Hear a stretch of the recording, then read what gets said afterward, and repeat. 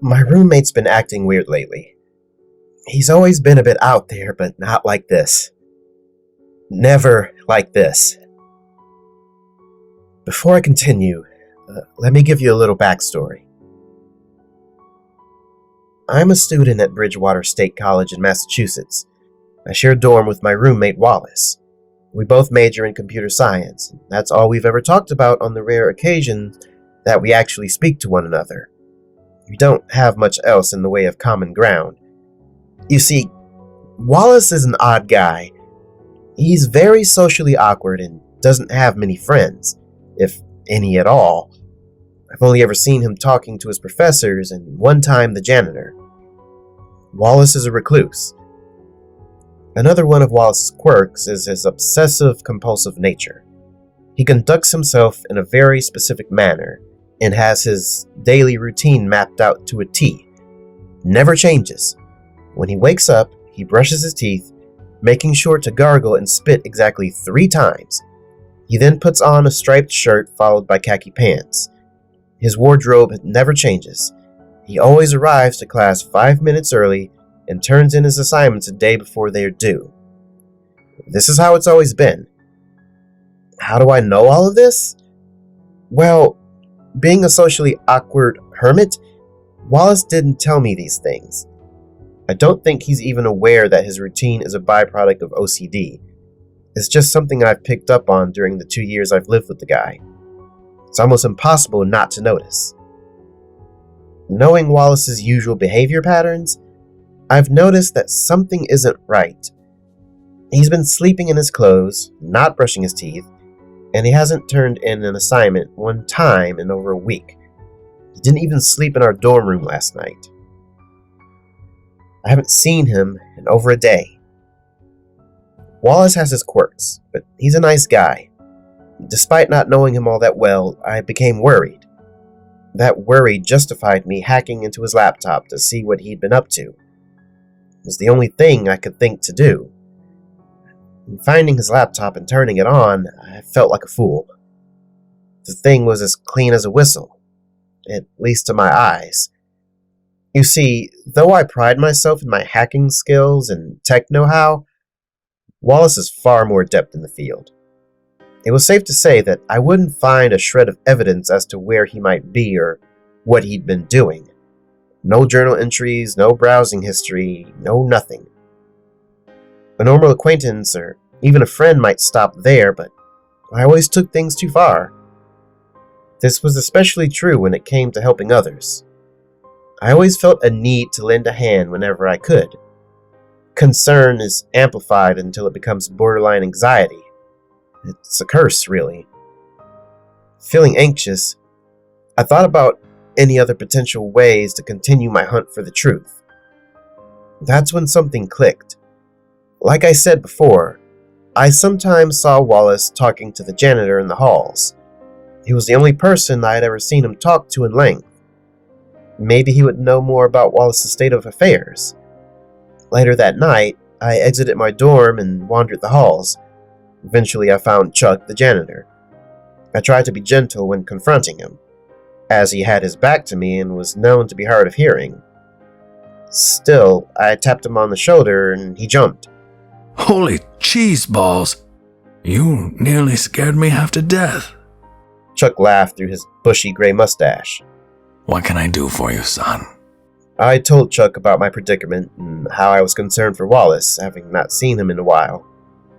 Chuck's happy expression transformed into a look of unease and tension. He seemed to know a bit more than I did. Well, here's the thing. Wallace is a good kid, and we do chat from time to time. I happen to know where he might be, but I wouldn't feel comfortable blurting out the details of his social life to anyone who asked, even if you are his roommate. Social life? Wallace didn't have a social life. I pressured Chuck into letting me in on the secret. I really laid it on thick, expressing a great deal of concern for Wallace's well-being. Being the nice old janitor that Chuck is, he eventually gave in. Okay, I understand. Just please don't tell him I told you, okay? I nodded eagerly, waiting for him to reveal Wallace's whereabouts. Wallace has been feeling really down lately. He's got no one to talk to but me. The kid wanted some friends. People that he could hang out with and talk to, you know. I listened closely for the details I so desperately sought after. So Wallace went on something he called, what was it? The Deep Web?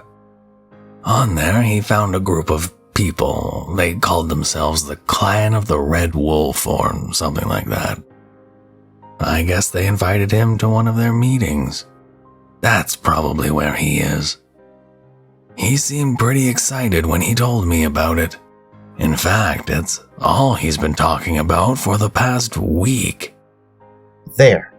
That was it. That was the bit of info I needed. The key to finding Wallace. I thanked Chuck and gave him a goodnight wave as I ran back to my dorm room. From the sounds of it, Wallace got himself involved with another group of people who share in his interests, and eventually they invited him to hang out in real life.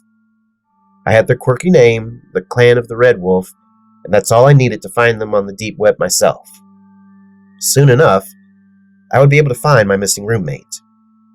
It took a while, but I finally managed to find the deep web forum pertaining to the so-called clan. It contained nothing but a description and a series of videos.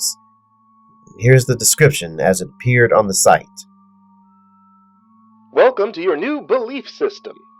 We are the Clan of the Red Wolf, and we're here to help. There are 7 educational videos on this site, each tailored to a specific belief that we want to share with you. Over the course of a week, you are asked to watch these programs to understand our doctrine. If you make it to the last one, you'll be invited into our den. Good luck. The summary was bizarre, but nothing less than what I'd expected. Scrolling further, I noticed that all of the videos were titled similarly. Day 1, Day 2, and so on. Naturally, I watched them. The whole series reminded me of old war propaganda. It was made in the style of a vintage cartoon, starring a wolf as the main focus. Not a normal wolf, a cartoon wolf. Picture a character similar to Wile E. Coyote. In each video, the wolf learned a new clan value from the campy male narrator. Not unlike old cartoons, the wolf comically goes against the narrator's wishes and suffers the consequences before learning his lesson. Every video ends with the narrator saying, "Join the pack! You never have to feel alone again." I guess that was the selling point for Lonely Wallace. I will share with you one bit of the transcript from each video, along with any points of interest.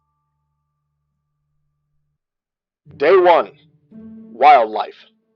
Treat flora and fauna with dignity and respect. They're people too. Trees provide you with the air you breathe, and animals share the earth with you, keeping you from being alone. They deserve more than you ever will. Wolf relieves himself on a tree. Tree falls on top of him, crushing his head and revealing the blood and brain matter inside. Day 2. Thicker than blood. Your blood is the most important material in your vessel. The clan requires a sample upon joining our order. This is a requirement for all pledges. Our blood must flow as one for us to work together and save the planet. Wolf enters a room full of cloaked figures, presumably clan members. All members are in line, giving blood samples. The wolf refuses to have his blood drawn and walks away. A cloaked figure sneaks up on him, slices his throat with a dagger. Video focuses on the wolf bleeding out for a few moments. Day 3. Obey or suffer. Remember what happened to our friend when he didn't give his blood to the cause? He didn't obey our order's rules, so he had to suffer the consequences. Remember, the clan's laws are important. You must obey or perish. Trust me, it's worth it. Shows the wolf bleeding out again. Only a few cloaked figures are now on top of him, stabbing his corpse repeatedly. Day 4. Vow of secrecy. The clan of the Red Wolf is often misunderstood. Because of this, it is important to never tell anyone of our existence, under any circumstances. You may only speak about clan activity with other clan members. Break this rule, and you will perish. Wolf is shown talking to his wolf pals and showing them his new cloak. A cloaked figure walks in frame with what looks like a semi-automatic weapon and opens fire. The wolf falls to the ground dead. The cloaked figure gives a thumbs up before the video ends. Day 5. Learn and understand. If you're allowed into our inner sanctum, you will be greeted with knowledge. We abide by the word of the Red Wolf, and you will too. You will be expected to learn and understand his teachings. Otherwise, you will fail. Not only the clan, but the entire world. Wolf is seen in the classroom environment taking a test of some sort. He turns it in to a cloaked teacher and receives an F. The entire class points and laughs at him, and then pulls out a plethora of medieval weaponry from their robes and proceed to close in on the wolf. The wolf swallows the lump in his throat before the video ends. Day 6. Tasks and rituals. As a new recruit, you will be asked to carry out various tasks ranging from the mundane to the fantastic. Most of these missions will involve fetching ingredients for our rituals. As boring as they may sound, it is the most important thing you could ever do for the clan. Rituals are what give the clan power. Without this power, we cannot hope to rid the world of what plagues it. Wolf fails to bring ingredients to clan member for ritual. Jump cut to Wolf being sacrificed on a black altar atop a pentagram carved into the floor. He is beaten, cut open, and eventually torn apart by his fellow clansmen. Day 7. Mortals. When accepted as a full-fledged clan member, you are no longer considered human. You will be one of us. From that point forward, you are discouraged from any and all human interaction, unless it is deemed necessary to the cause. Humans are vile, filthy, disgusting, and dangerous creatures. We seek to exterminate them once and for all. Any human who knows of our existence and isn't deemed worthy enough to join us must be killed. Nature is your only friend. Wolf is walking down a main street-like environment and can be seen waving to everyone he sees. He comes upon a clan member who then pierces his gut with a long blade and tosses him aside in the road, where he is then run over by numerous cars. The content of the videos was incredibly jarring. I almost couldn't believe that such a cult could actually exist, let alone that Wallace would join them. He must have really been lonely. The last video exited with the same join the pack spiel, and then faded out to a screen with a series of numbers. That was my next clue. Could only assume that it was a code that might reveal the coordinates of the clan's lair. That, I thought, must have been where Wallace had gone. I wrote down the code and immediately started doing some research to begin cracking it. Just as I was in the thick of things, something hit me. One of the videos stated that you couldn't talk to anyone about the clan under any circumstances. But Wallace talked to Chuck. That didn't make any sense. Wallace was a stickler for rules. Another fact hit me. The video stated that you could only talk about clan activity with other clan members. What if Chuck was one of them? Chuck could be stationed at the college to recruit members, and he simply nudged Wallace in the right direction. He could have been playing dumb with me when I questioned him. So either Chuck was a clansman or Wallace broke a cardinal rule. Neither theory held much water. If Chuck was a member, then why would he have told me anything without either recruiting or killing me? And if Wallace was so eager to be accepted into a strict cult, then why would he disobey their wishes? I couldn't make much sense of either angle.